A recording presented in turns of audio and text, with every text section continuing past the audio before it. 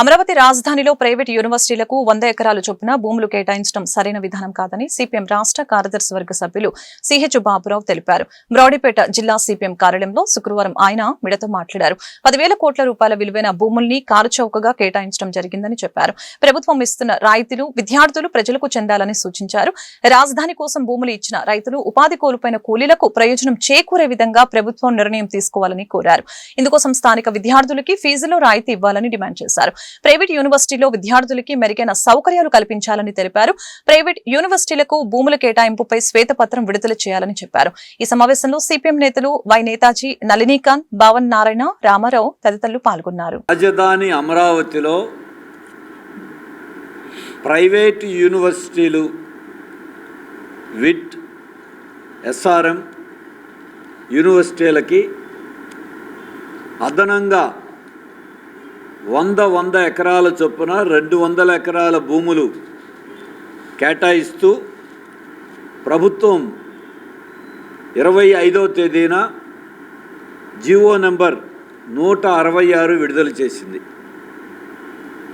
గతంలో 2016లో అప్పుడు కూడా 100 చొప్పున ఈ ఎకరాలు కేటాయించారు. ఇప్పుడు ఇది కాకుండా విట్టు, ఎస్ఆర్ఎంఏ కాకుండా అమృత యూనివర్సిటీ కూడా ఉన్నాయి. సుమారుగా ప్రభుత్వం యొక్క సమాచారం ప్రకారమే 30,000 మంది పైగా విద్యార్థులు ఆ రాజధాని అమరావతిలోని ఈ యూనివర్సిటీల్లో విద్యను అభ్యసిస్తున్నారు.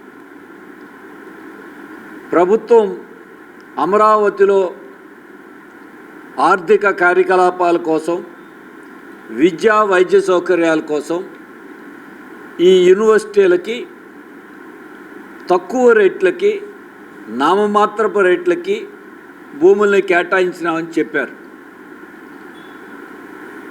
మేము ప్రభుత్వాన్ని డిమాండ్ చేస్తున్నది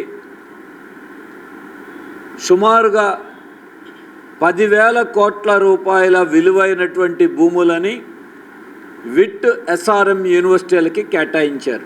గతంలో కానీ ఇప్పుడు కానీ.